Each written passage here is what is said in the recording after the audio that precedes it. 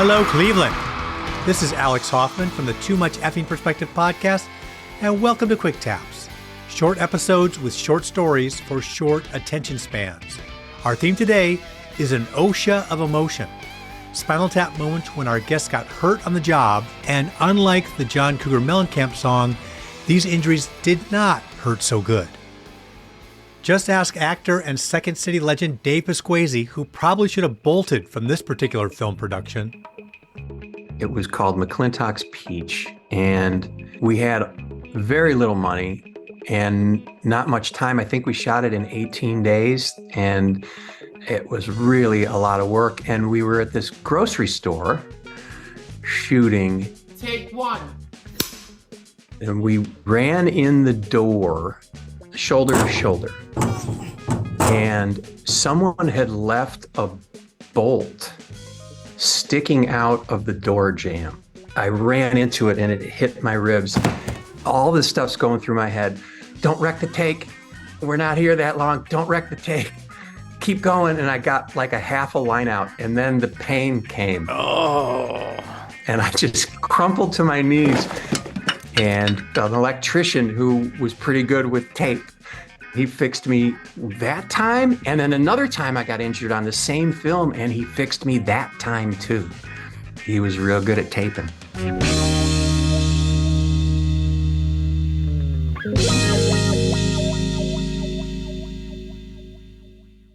Our next story comes from MADTV's brilliant Stephnie Weir, who didn't really have too much fun with Dick and Jane.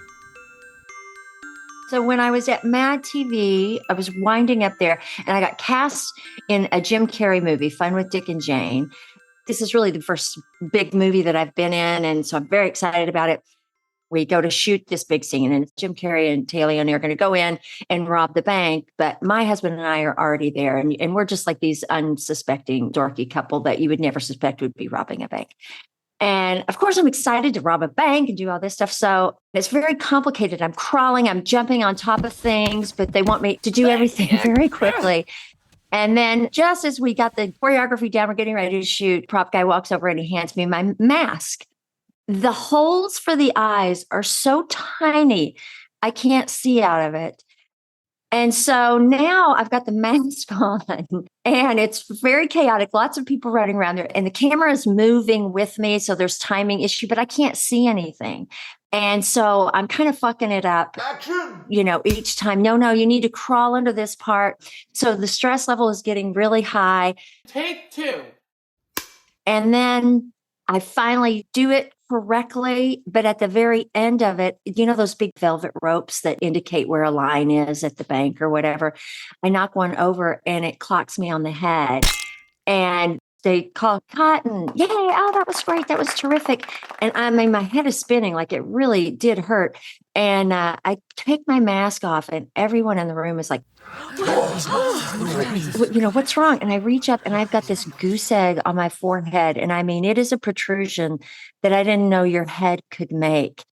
The medic comes in and is like, I got to go to the emergency room right away. So that was my first movie experience gone so terribly wrong. And every time I get a residual, it makes me laugh. As George Costanza said on Seinfeld, that's gotta hurt. And our final story comes from lead singer Justin Sullivan from the British band New Model Army, who recently released their 16th album, Unbroken. Justin tells us about the time he appeared on stage with AC/DC, and we're not talking about the band. I had a habit in the early, 91, I think 92 or something like that. I used to pick up a stage light and sort of shine it in the audience. Sounds a bit like Bono or someone like that, but I used to do that.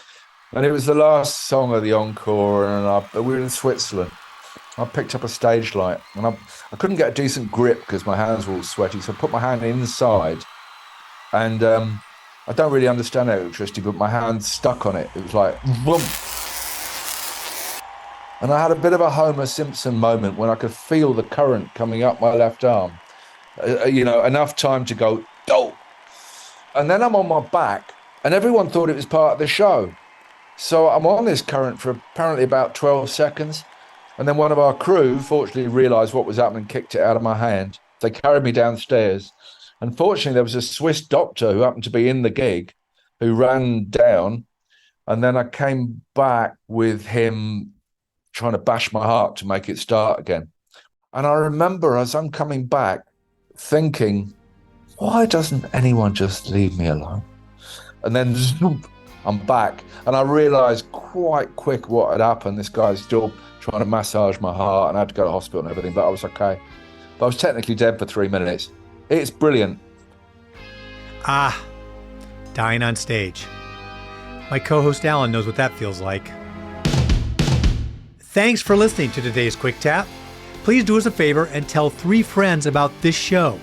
They will thank you, guaranteed.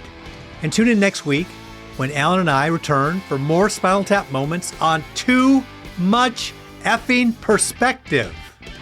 Although it would be as great as having armadillos in our trousers, this podcast is not affiliated with This Is Spinal Tap, and no person or entity connected with the film has sponsored or endorsed its content. The podcast is not affiliated, sponsored, or licensed by Authorized Spinal Tap LLC or Century of Progress Productions. Too Much Effing Perspective is a Milwaukee Talkies original. Evergreen Podcast Network.